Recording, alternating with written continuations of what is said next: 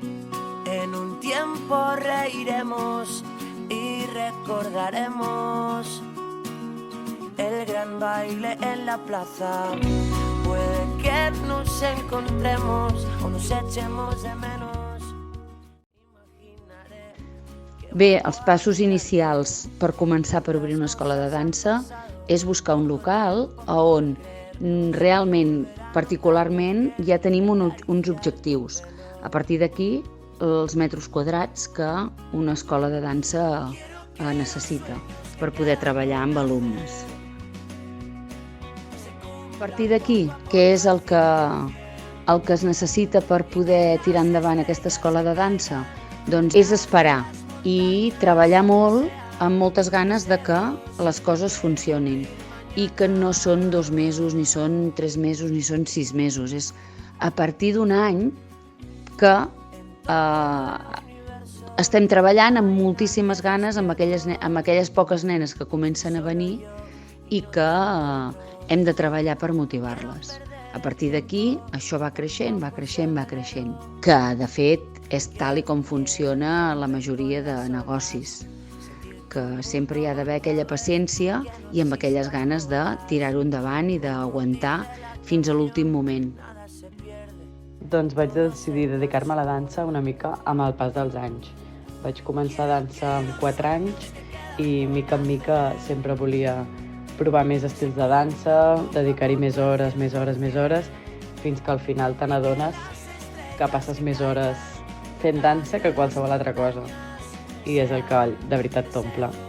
Fins que al final, al ser més gran, vaig poder deixar els estudis i dedicar-me fent formació en dansa als matins, treballant com a mestra a les tardes, i ho vaig tenir fàcil, perquè al tenir l'escola de ma mare, ho vaig tenir molt fàcil i sempre és el que m'ha agradat.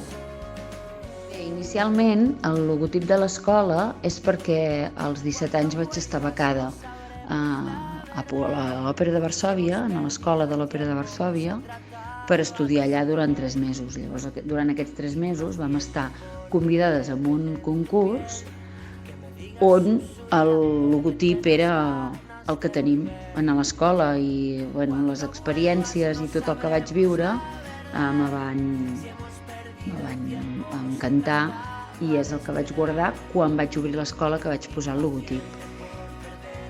Doncs el que més m'agrada de ser professora de dansa és donar força als alumnes per aconseguir els objectius que tindran, veure la seva evolució i sobretot la felicitat i la cara de satisfacció quan aconsegueixen disfrutar d'allò que creien impossible i que finalment han pogut fer-ho i arribar a disfrutar-ho. A l'obrir l'escola, l'escola estava en el meu nom. Llavors, 20 anys després, la Maria, quan va començar ja a treballar a l'escola amb mi, i ja som sòcies, on ella ja hi posa coses noves, idees noves, va ser quan vaig decidir de canviar el nom, que ja no era jo sola, i llavors vaig voler seguir amb la mateixa perspectiva del logotip, i llavors vam buscar totes juntes un nom polonès que tingués alguna cosa a veure amb la dansa, i vam trobar la paraula bilans, que vol dir equilibri en polonès. Bé, el futur de l'escola jo el veig molt bé, perquè en el meu cas he tingut la sort que la Maria, des dels 4 anys, va voler seguir, va voler aprendre, que és els meus objectius que jo volia a l'escola, i els ha volgut seguir i els ha respectat.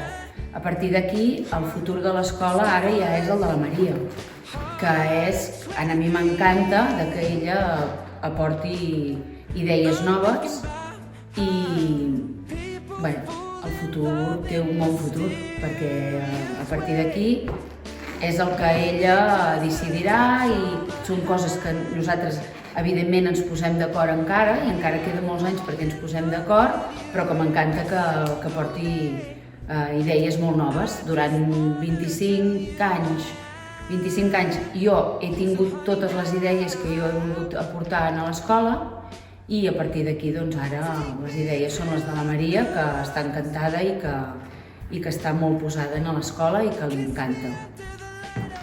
I jo al futur, la veritat és que no em plantejo un futur molt llunyà, o sigui, no sé veure'l.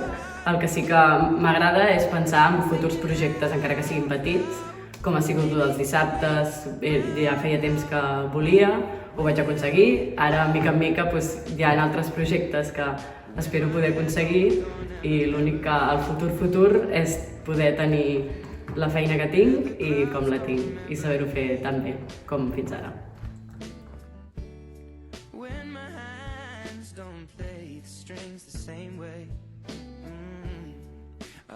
Jo a Vilans em sento jo mateixa i em sento lliure i acceptada i també em sento molt estimada, ja que és com una segona família per mi. A Vilans em sento en família i millor que ningú altre lloc. A Vilans em sento estimada.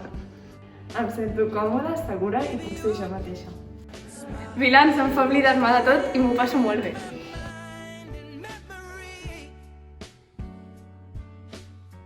M'ha ensenyat a afrontar els problemes i confiar en l'equip. Vilans m'ha ensenyat a millorar les meves amistats i aprendre coses noves. Vilans m'ha ensenyat a confiar en mi i que amb l'esforç puc aconseguir tot el que jo vull.